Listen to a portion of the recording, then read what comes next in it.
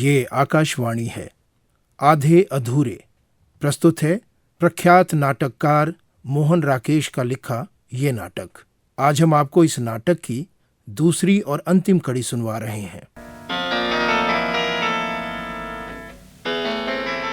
तू ये घर छोड़कर क्यों चली गई थी? मैं चली गई थी क्योंकि तू मनोज से प्रेम करती थी। खुद तुझे ये गुट्टी बहुत कमजोर नहीं लगती? तो तू मुझसे भी कह रहा है कि मैंने कहा था तुझसे मत कर बात। तुझे पता है ना तूने क्या बात कही है? पता है ना? तो ठीक है, आज से मैं सिर्फ अपनी जिंदगी को देखूंगी। तुम लोग अपनी अपनी जिंदगी खुद देख लेना। मेरे पास अब बहुत साल नहीं है जीने को, पर जितने हैं उन्हें मैं इसी तरह और निभाते हुए नहीं काटूंगी। मेरे करने से जो कुछ हो सकता था इस घर का हो चुका आज तक।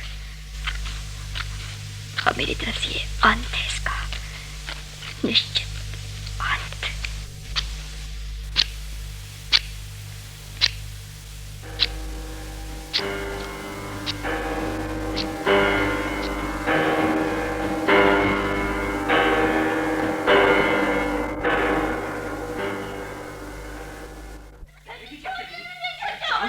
ये क्या हो रहा है अशोक? घर आना, अभी पता चलता है तुझे। ये क्या हो रहा है अशोक? घर आना, अभी पता चलता है तुझे। अशोक छोड़ दे इसे। क्या किया इसने? इसे तुम्हें मार मार कर सिर फिर गया है तेरा? फिरा नहीं, फिर जाएगा। बात क्या हुई है किन्नी? क्या कर रही थी तू? बता क्या कर रही थी? कर नहीं, कह रही थी किसी से कुछ। क्या? पूछ ले इससे, सब बता देगी तुझे जो बाहर सुरेखा को बता रही थी।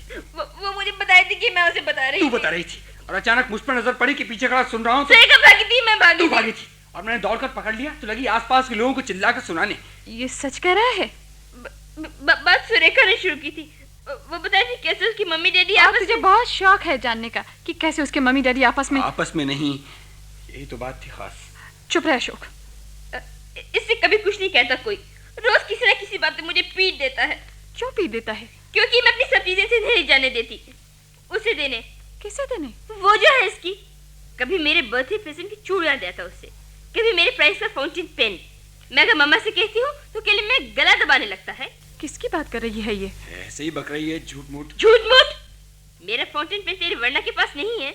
वर्णा कौन? वही उद्योग सेंटर वाली जिसके पीछे चूतिया चटकाता फिरता है। ठहर जा, आज तो मैं तेरी जान निकाल। अशोक आज मैं इसे नहीं छोड़ने का। छोड़ दे। ज़बान जिस तरह खुल गई।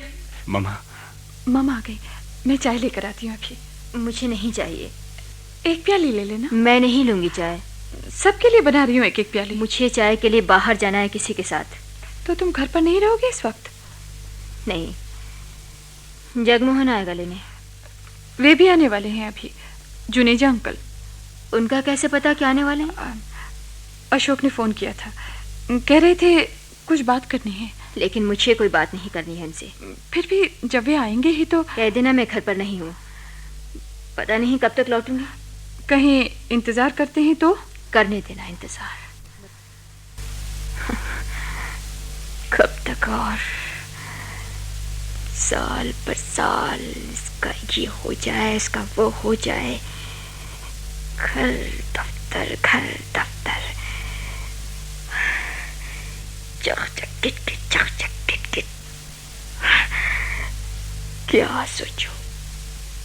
कुछ मत सोचो। होने तो जो होता है, होने तो जो होता है।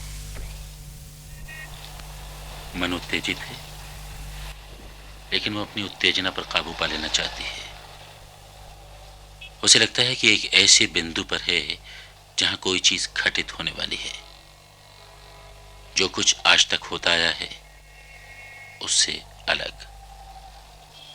सोचती है कि उसे एक निर्णय लेना था जो उसने ले लिया है।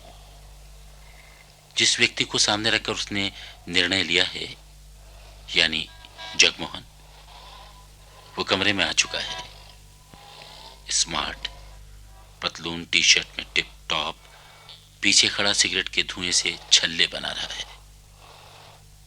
सहसा घूमने पर स्त्री की नजर उस पर पड़ती है तो वो अचकचा जाती है।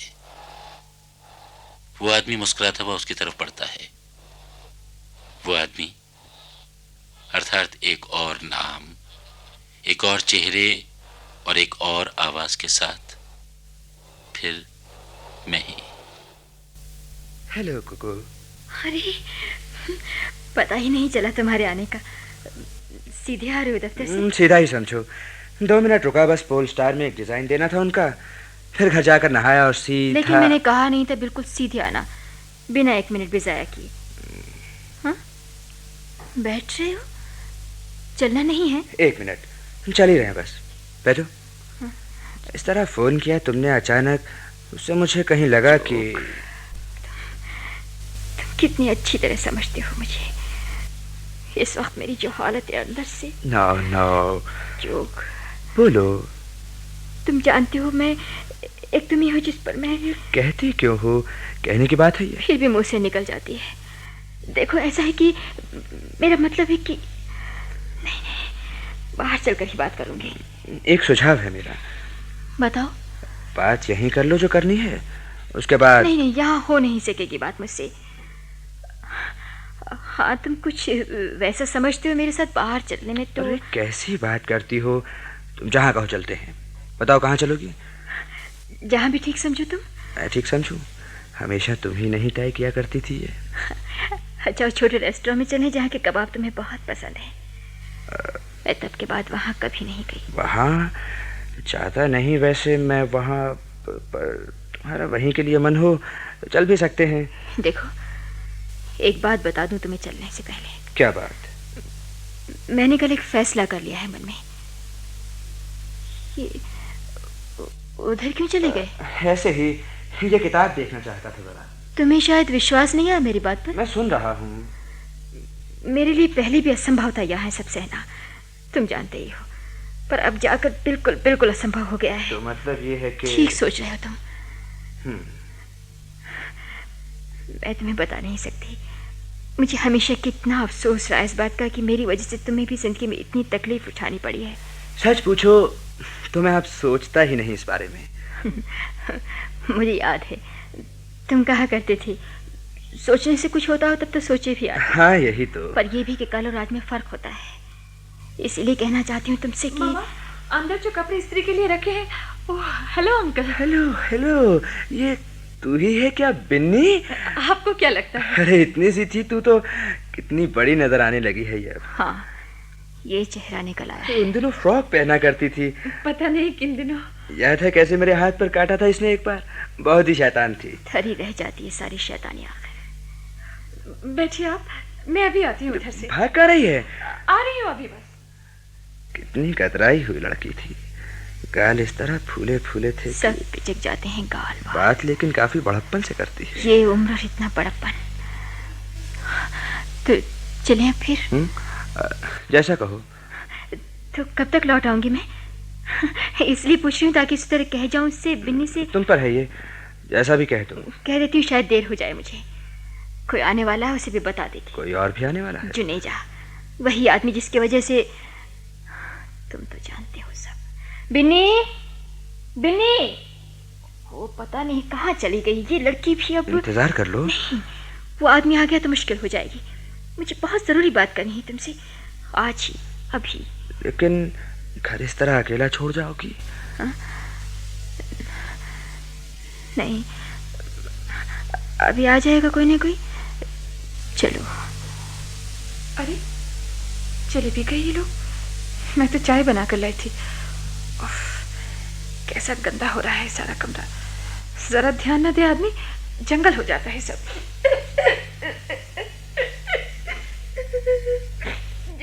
जब नहीं होना होता तो सब लोग होते हैं सर पर, जब होना होता है तो कोई दिखता ही नहीं। अरे किन्नी, फिर क्या हुआ? अशोक ने मारा है तुझे?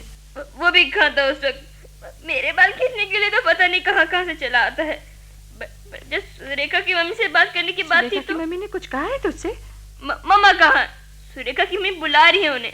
पर किस बात के लिए? अशोक को देख लिया था सब लोगों ने हमको डांटते, तो सुरेखा की मम्मी ने सुरेखा को घर ले जाकर पीटा तो उसने मेरा क्या कहा? कहती है मैं उसकी लड़की को बिगाड़ रही हूँ और भी बुरी बुरी बातें हमारे घर को लेकर। हमारे घर में? किसे लेकर? सभी को, तुम्हें, अशोक को, डैडी को, मम्मा को। तुम बताती क्यों नहीं मम्मा कहाँ है? मम्मा बाहर गई हैं। बाहर कहाँ? तुझे सब जगह का पता है कि कहाँ कहाँ जाया जा सकता है बाहर? तुम भी मुझे कोई डांट रही हो। अगर मम्मा नहीं तो तुम चलो मेरे साथ। मैं नहीं चल सकती। क्यों नहीं चल सकती? नहीं चल सकती ना, कह दिया। मत चलो, नहीं चल सकती तो। किन्नी, बात मत करो मुझसे। किन्नी तो ठीक है, रोती रह बैठकर। रोती रह बैठकर।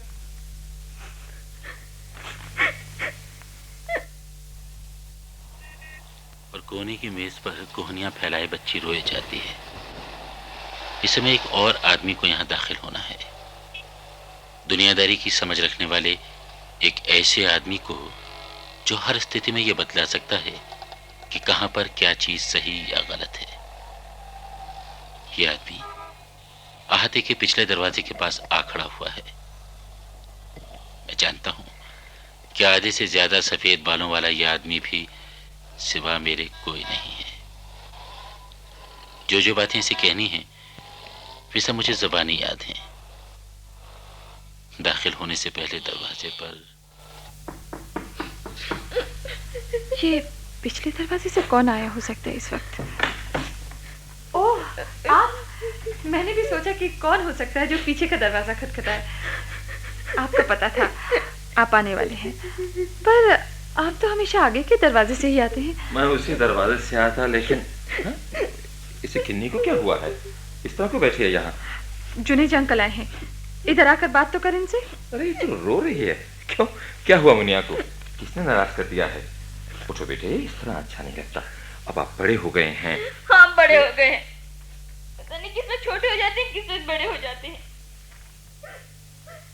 हम नहीं लौट के आएंगे अब, जब तक मम्मा नहीं आ जाती। सावित्री बाहर गई है? हाँ। मैं थोड़ी देर पहले ही आ गया था। बाहर सड़क पर न्यू इंडिया की गाड़ी खड़ी देखी तो कुछ देर पीछे को घूमने निकल गया। तेरे डैडी ने बताया था जगमोहन आजकल यहीं है, फिर से ट्रांसफर होकर आ गया है। वो ऐसे ही आया था मिलने या? मामा को पता होगा, मैं नहीं जानती। अशोक ने जिक्र नहीं किया मुझसे। उसे भी पता नहीं होगा शायद। अशोक मिला है आपसे? बस स्टॉप पर खड़ा था। मैंने पूछा तो बोला आप ही के यहाँ जा रहा हूँ, डैडी का हालचाल पता करने के लिए। कहने लगा आप भी चलिए, बाद में साथ आ जाएंगे। तो मैंने सोचा एक बार इतनी दूर आ ही गया हूँ तो सावित्री से मिलकर ही जाऊं। फिर उसे भी जिस हाल में छोड़ आया हूँ उसकी वजह से। किसकी बात कर रहे हैं? डैडी की? हाँ, महेंद्रनाथ की। एक तो सारी रात सोया नहीं वो, और दूसरे तबीयत ठीक नहीं उनकी? तबीयत भी ठीक नहीं, और वैसे भी मैं समझता हूँ महेंद्रनाथ खुद जिम्मेदार है अपनी ये हालत करने के लिए। एक बात पूछूं, डैडी को फिर से वही दौरा तो नहीं पड़ा ब्लड प्रेशर का? ये भी पूछने की बात है। आप उन्हें समझाते क्यों नहीं कि? कोई समझा सकता है उसे? वो इस औरत को इतना चाहता है, इतना चाहता है कि आप कैसे कह सकते हैं? तुझे लगता है ये बात सही नहीं है? कैसे सही हो सकती है?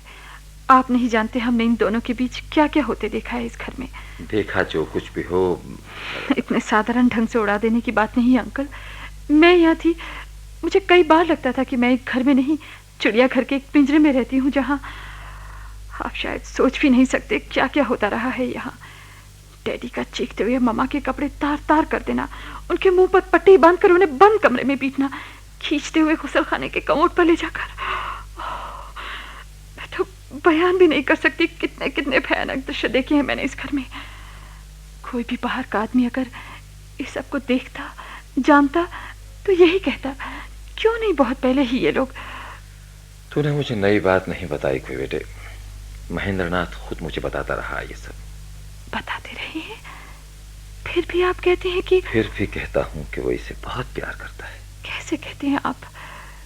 दो आदमी जो रात दिन एक दूसरे की जान नोचने में लगे रहते हो। दोनों की नहीं, एक की बात कह रहा हूँ। तो आप सचमुच मानते हैं कि? बिल्कुल मानता हूँ। इसीलिए कहता हूँ कि अपनी आज की हालत के लिए जिम्मेदार महेंद्रनाथ खुद है। अंकल, आप जाकर डैडी को ये बात बता देंगे? कौन सी? यही जगमोहन अंकल के आने की। जो मैं ना भी बताऊं शायद, पर कुछ फर्क नहीं पड़ने का उससे। अंकल। हाँ बेटे। सचमुच कुछ नहीं हो सकता क्या? एक दिन के लिए हो सकता है बेटे, 2 दिन के लिए हो सकता है, पर हमेशा के लिए कुछ भी नहीं। तो उस हालत में क्या यही बेहतर नहीं कि छोड़ दे मेरा हाथ। चलो ना, आगे ही मिला। चलो ना, छोड़ ना, मत चलती क्यों नहीं मेरे साथ? चलो ना। तू हटेगी या नहीं? नहीं हटूंगी। उस वक्त तो घर पे नहीं थी और अब कहती हो छोड़ मेरी बाह। नहीं छोड़ूंगी। छोड़ेगी? बड़ा जोम चढ़ने लगा है तुझे। हाँ चढ़ने लगा है। जब जब मुझसे कोई बात कहता है या किसी को फुर्सत ही नहीं उसे पूछने की। मामा को सांस तो लेने दो। ये अभी घर में दाखिल हुई नहीं कि तूने। तुम बात मत करो। मिट्टी की लांदी की तरह फिर जब मैंने कहा तो फिर से कह जो कहा है तूने। क्या कहा है मैंने? तो पूछो इनसे। जब मैंने आके ने बताया था तो क्या? तो फिर से एक बार वही बात। मिट्टी के लौंडे सबके सब मिट्टी के लौंडे। क्या?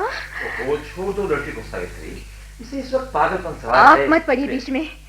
मुझे अपने घर में किससे किस तरह बरतना चाहिए कि मैं आपसे बेहतर जानती हूँ। इस वक्त चुपचाप चली जाओ उस कमरे में। मुंह से एक लफ्ज़ भी और कहा तो खैर नहीं तेरी। जाओ उस कमरे में। सुना नहीं? नहीं जाएगी।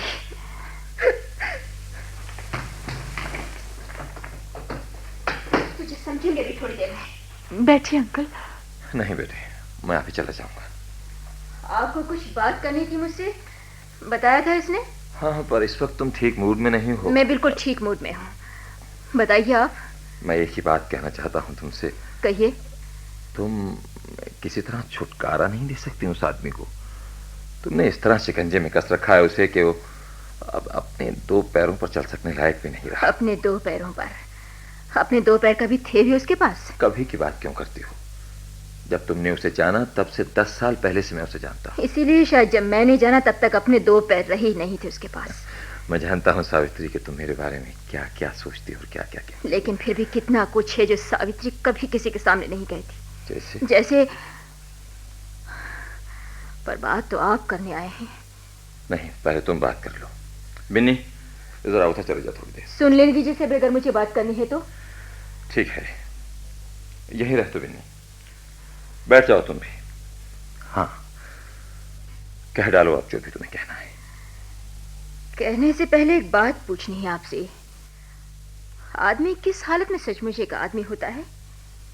यूं तो जो कोई भी एक आदमी की तरह चलता फिरता बात करता नजर आता है वो एक आदमी ही होता है।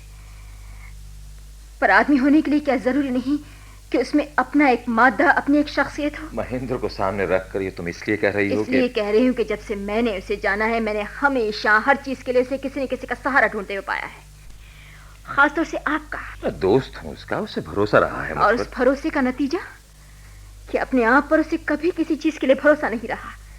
जो जुनेजा सोचता है, जो जुनेजा चाहता है, जो जुनेजा करता है, वही उसे भी चाहना है, वही उसे भी सोचना है, वही उसे भी करना है। क्यों? क्योंकि जुनेजा तो एक पूरा आदमी है अपने में और वो खुद एक पूरे आदमी का आधा चौथाई भी नहीं है। तुम इस नजर से देख सकती हो इस चीज को, पर असलियत मुझे उस असलियत की बात करने दीजिए जैसे मैं जानती हूँ। एक आदमी घर बसाता है। क्यों बसाता है? एक जरूरत पूरी करने के लिए। कौन सी जरूरत? अपने अंदर के किसी उसको, एक अधूरापन कह लीजिए उसे, उसको भर सकने की। इस तरह उसे अपने लिए अपने में पूरा होना होता है। पर आपके महेंद्र के लिए जिंदगी का मतलब रहा है जैसे सिर्फ दूसरों के खाली खाने भरने की एक चीज है वो।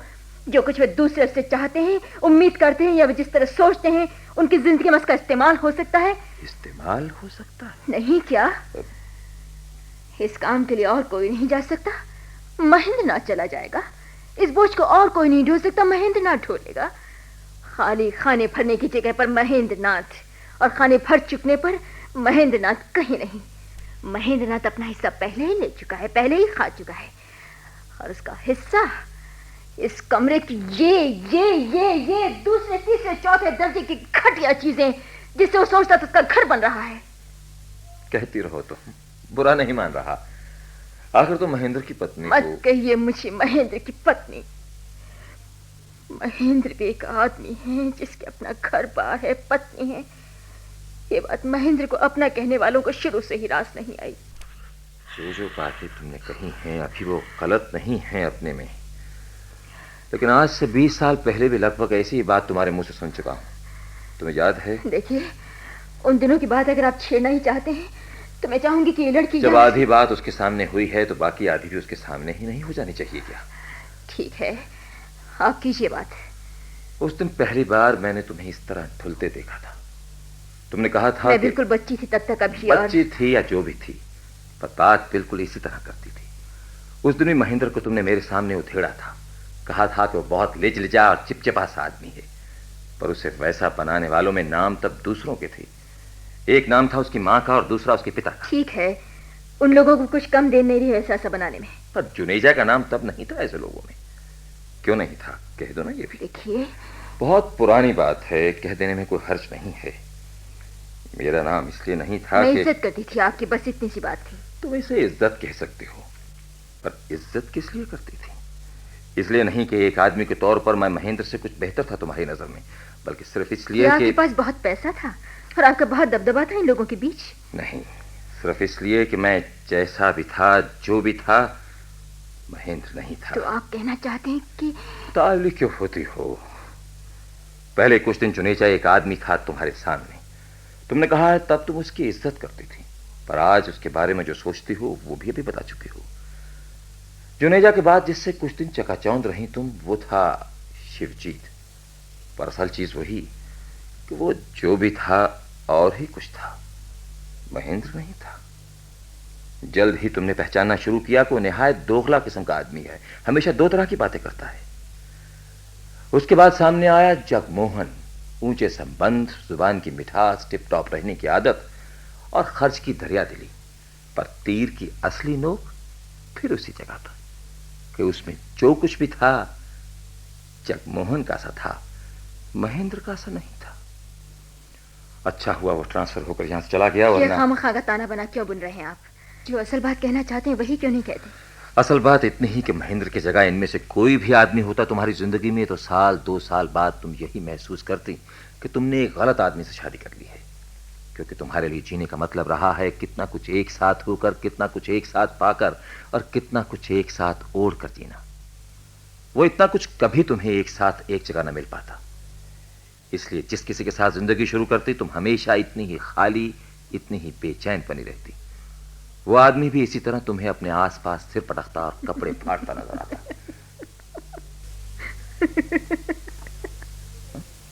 तुम हंस रही हो? हाँ, पता नहीं, हंसी रही हूँ शायद। मैं पूछती हूँ, एक उसी को देखा है आपने इस बीच, या उसके आसपास भी किसी और के साथ कुछ गुजरते देखा है? वो भी देखा है। देखा है तुम्हारे मन में लगातार एक डर समाता गया है, जिसके मारे कभी तुम घर का दामन थामती रही हो, कभी बाहर का, और कि वो डर एक दहशत में बदल गया जिस दिन तुम्हें एक बहुत बड़ा झटका खाना पड़ा अपनी आखिरी कोशिश में। कौन सी आखिरी कोशिश में? मनोज का बड़ा नाम था, उस नाम की डोर पकड़कर कहीं पहुंच सकने की आखिरी कोशिश में। पर तुम एकदम बौरा गईं जब तुमने पाया कि वो उतने नाम वाला आदमी तुम्हारी लड़की को साथ लेकर रातों रात इस घर से। ये आप क्या कह रहे हैं अंकल? मजबूर होकर कहना पड़ रहा है बिन्नी। शायद मनोज को तुम इतना नहीं जानती जितना ये जानती हैं, इसलिए आज ये उसे बर्दाश्त भी नहीं कर सकती। क्यों सावित्री, ठीक नहीं है? बिन्नी के मनोज के साथ चले जाने के बाद तुमने एक अंधाधुंध कोशिश शुरू की, कभी महेंद्र को और झकझोरने की, कभी अशोक को ही चाकू लगाने की, और कभी उन दोनों से धीरज खोकर कोई और ही रास्ता, कोई और ही चारा ढूंढ सकने की। ऐसे में पता चला जगमोहन यहां लौट आया है। आगे के रास्ते बंद पाकर तुमने फिर पीछे की तरफ देखना चाहा। आज अभी बाहर गई थी उसके साथ, क्या बात हुई? आप समझते हैं आपको मुझसे जो कुछ भी जानने का, जो कुछ भी पूछने का हक हासिल है? ना सही, पर मैं बिना पूछे भी बता सकता हूं कि क्या बात हुई होगी। तुमने कहा तुम बहुत दुखी हो आज।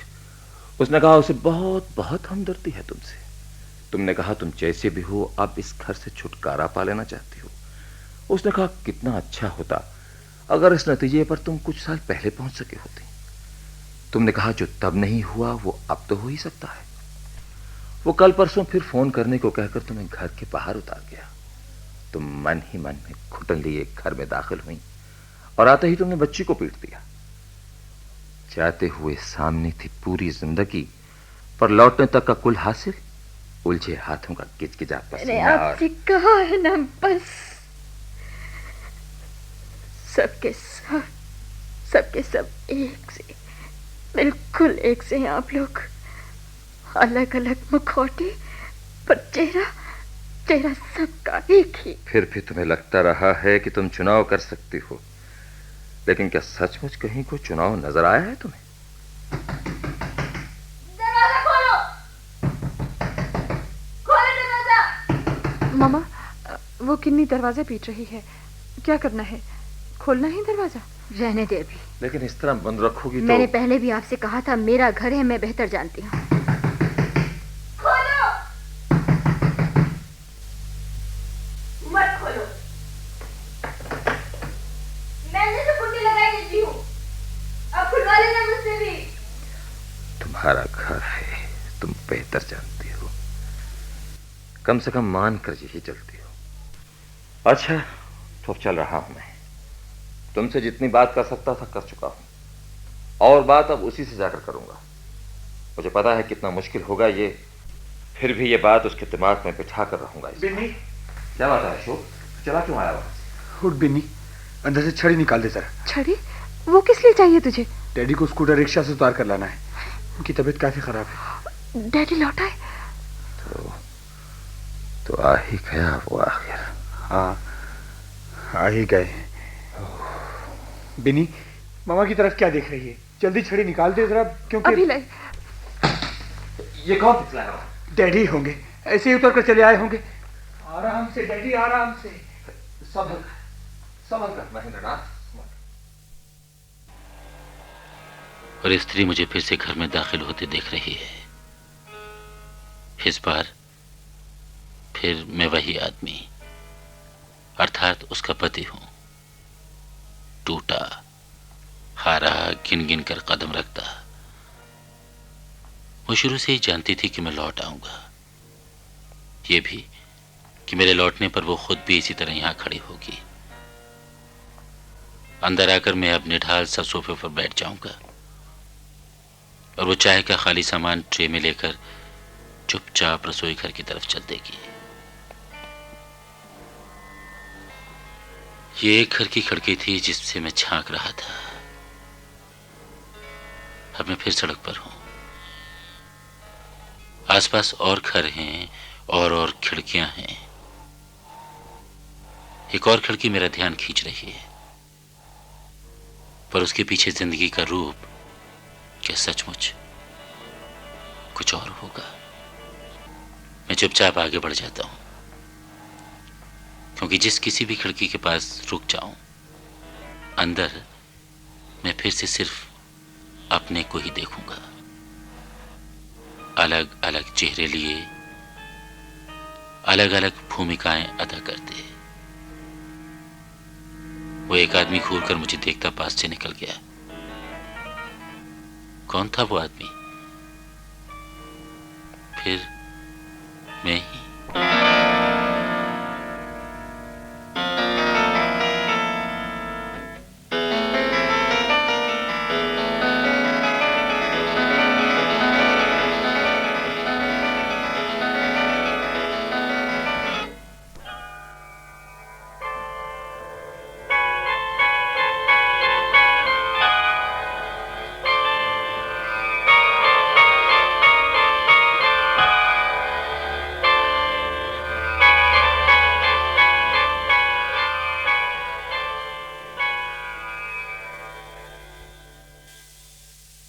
आधे अधूरे।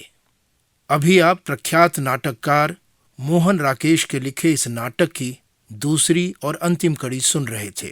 प्रस्तुति सहयोग आनंद शिवपुरी का था और नाटक की निर्देशिका थी निर्मला दर। नाटक में भाग लेने वाले कलाकारों का भूमिका सहित परिचय इस प्रकार है। रास्ता चलता आदमी और महेंद्रनाथ ओम शिवपुरी, लड़का दिनेश कुमार, सिंघानिया टीपी जैन, जगमोहन अनिल सहगल, जुनेजा गुलशन कपूर, बड़ी लड़की बेला मुखर्जी, छोटी लड़की ऋचा व्यास और पत्नी सुधा शिवपुरी। केंद्रीय नाटक एकांश के लिए तैयार किया गया ये नाटक आकाशवाणी के दिल्ली केंद्र से प्रसारित किया गया।